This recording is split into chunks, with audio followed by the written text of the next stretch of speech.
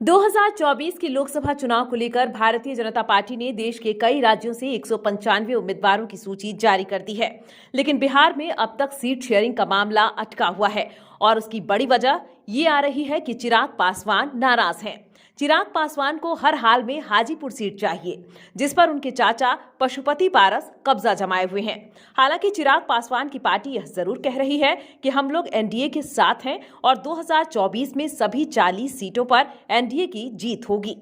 लेकिन हाजीपुर सीट को लेकर अभी तक चिराग पासवान जिद पर अड़े हुए हैं। चिराग पासवान की पार्टी लोक जनशक्ति पार्टी रामविलास के प्रवक्ता डॉक्टर विनीत सिंह ने कहा कि यह बहुत छोटी बात है।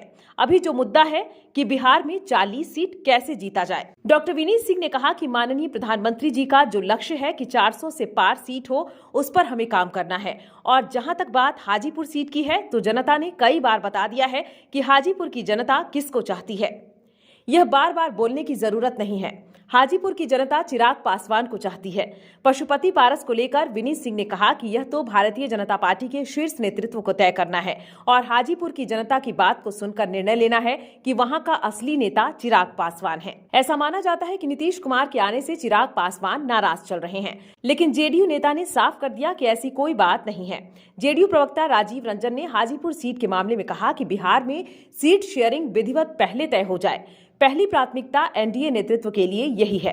कौन सीट किसके खाते में होगी, उसी के आधार पर उम्मीदवारों की घोषणा की जाएगी। उन्होंने कहा कि यह कोई बड़ा मुद्दा नहीं है। हर सीट पर कई लोगों की दावेदारी होती है, लेकिन देश में नरेंद्र मोदी की करिश्माई छवि और जो 400 सीटों का लक्ष्य है, भारतीय जनता पार्टी ही नहीं बल्कि सभी घटक पार्टी भी उस रणनीति पर काम कर रही है। इस सवाल का जवाब इसलिए बहुत जल्द मिल जाएगा और सब मिलकर लड़ेंगे। हालांकि बीजेपी ने भी साफ कर दिया कि हाजीपुर सीट को लेकर कोई भी बात नहीं है। हम लोग सभी घटक दल मिलकर चुनाव लड़ेंगे। बीजेपी प्रवक्ता प्रेम रंजन पटेल ने कहा कि कोई विषय ही नहीं है।